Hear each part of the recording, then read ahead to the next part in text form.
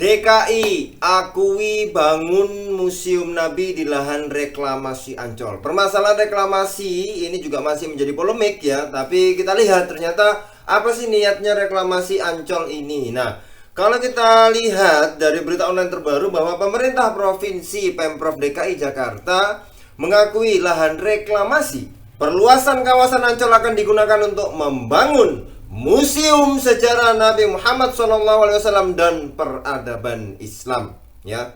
Selain itu di atas lahan tersebut juga akan dibangun tempat bermain anak. Jadi selain museum juga ada tempat bermain anak. Nah, museumnya adalah Museum Perjalanan Sejarah Nabi Muhammad SAW dan Peradaban Islam ya. Kita lihat dulu bagaimana pernyataan dari Pemprov. Pemprov berkomitmen untuk memanfaatkan tanah hasil perluasan secara transparan dan mengutamakan kepentingan publik.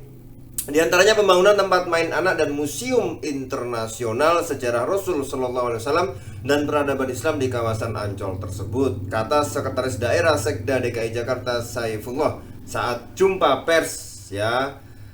Nah, Saifullah mengatakan groundbreaking museum telah dilakukan pada Februari 2020 lalu. Ia memastikan perluasan kawasan Ancol ini akan dimanfaatkan untuk kepentingan masyarakat. Jadi ini menurut Sekprov ini adalah dimanfaatkan untuk kepentingan masyarakat. Tapi kita lihat dulu. Lebih lanjut ia menekankan bahwa perluasan kawasan Ancol adalah lokasi yang menampung hasil pengerukan sungai.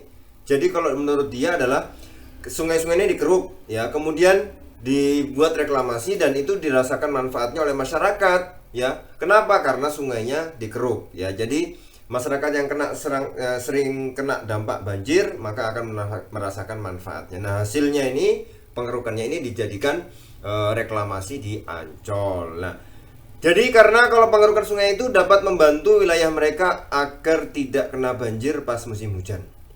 Sebelumnya PT Pembangunan Jaya Ancol menyatakan pihaknya bakal membangun Masjid Apung di atas laut dan Museum Nabi Muhammad SAW di lahan perluasan itu dalam rencana jangka pendek. Departemen Head Corporate Communication PT Pembangunan Jaya Ancol Rika Lestari mengatakan pembangunan kawasan Ancol ini merupakan salah satu inovasi pihaknya sesuai dengan visi Ancol menjadi kawasan rekreasi terlengkap dan terpadu di Asia Tenggara. Jadi memang ini menurut pihak Ancol ya sesuai dengan visi misi Ancol itu ya. Gubernur DKI Jakarta Anies Baswedan telah mengeluarkan izin pengembangan kawasan rekreasi untuk PT Pembangunan Jaya Ancol Tbk dengan total luas 155 hektar. Jadi sudah ada izinnya. Wow, 155 hektar sudah dikeluarkan izinnya oleh Anies Baswedan.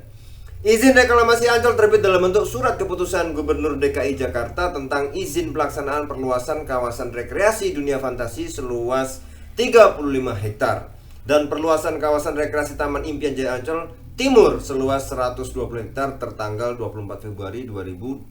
Jadi sudah ada izinnya ya.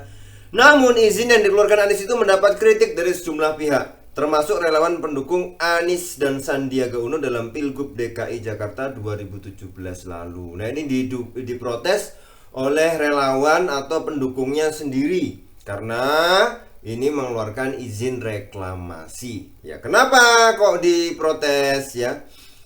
Sekretaris Jenderal Kiara Susan Herawati mengatakan, izin reklamasi perluasan kawasan Dufan dan Taman Impian Ancol Timur merupakan ironi kebijakan Anies ya. Mantan Menteri Pendidikan dan Kebudayaan itu berjanji tak melakukan reklamasi saat Pilgub DKI 2017. Jadi memang kita lihat bahwa salah satu statement yang dikeluarkan oleh Anies Baswedan adalah tidak akan melakukan reklamasi saat kemarin ketika masa kampanye ya Pilgub DKI 2017.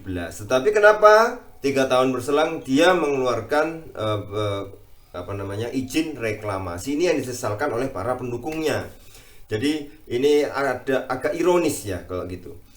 Apa yang dikatakan oleh Susan? Izin perluasan reklamasi untuk kawasan rekreasi di Pantai Ancol seluas 155 hektar merupakan ironi kebijakan Gubernur Jakarta yang dulu pernah berjanji akan menghentikan proyek reklamasi Teluk Jakarta, tetapi faktanya malah memberikan izin kepada PT Pembangunan Jaya Ancol.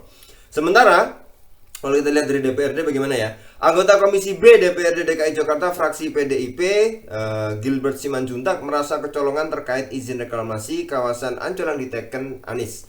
Gilbert mengatakan PT Pembangunan Jaya Ancol selaku pengembang proyek reklamasi ini juga terkesan menutup-nutupi. Perusahaan milik pemerintah daerah itu tidak pernah menyampaikan pemberian izin tersebut kepada DPRD DKI. Nah, ini yang kemudian menjadi polemik ya. Tetapi kita mengambil apa yang terjadi sebenarnya. Memang dulu ketika kampanye tidak akan reklamasi, tapi sekarang reklamasi. Mungkin itu keadaannya sudah berubah. Dulu belum tidak, memang Jakarta belum butuh reklamasi, tapi 3 tahun berselang, siapa tahu memang menurut Pak Gubernur Anies Baswedan sekarang memang Jakarta sudah butuh reklamasi. Apalagi mau dibangun museum perjuangan sejarah Rasulullah SAW dan peradaban Islam ya. Itu yang mungkin ingin dirasakan manfaatnya oleh masyarakat Jakarta semuanya, bahwa ada museum tentang Rasulullah SAW itu di atas tanah reklamasi. Tapi apapun itu ya, izin reklamasi yang ini kita lihat bagaimana menjadi polemik di dunia maya, dan mudah-mudahan cepat selesai. Saya nggak tahu selesai polemiknya atau selesai reklamasinya, tapi yang jelas ya, kita sudah tahu bahwa namanya apapun itu ya akan ada konsekuensinya, ada resikonya. Nah, Pak Anies sudah siap dengan resiko reklamasi. Ya, mudah-mudahan para relawan segera tahu bahwa semuanya ada resikonya ya. Ya, para relawan yang dulu mendukungnya ya tentu saja dalam hal ini pasti akan kecewa berat. Tetapi ya itulah, kita akan lihat ke depannya bagaimana. Ya, ternyata reklamasi itu seluas 155 hektar dan itu sudah dikeluarkan izinnya ya. Kita lihat saja, kita ambil yang positifnya, mudah-mudahan berguna, mudah-mudahan juga bisa bermanfaat, dimanfaatkan oleh seluruh masyarakat ya. Amin Allahumma amin. Menjadi cerdas adalah pilihan. Wassalamualaikum warahmatullahi wabarakatuh.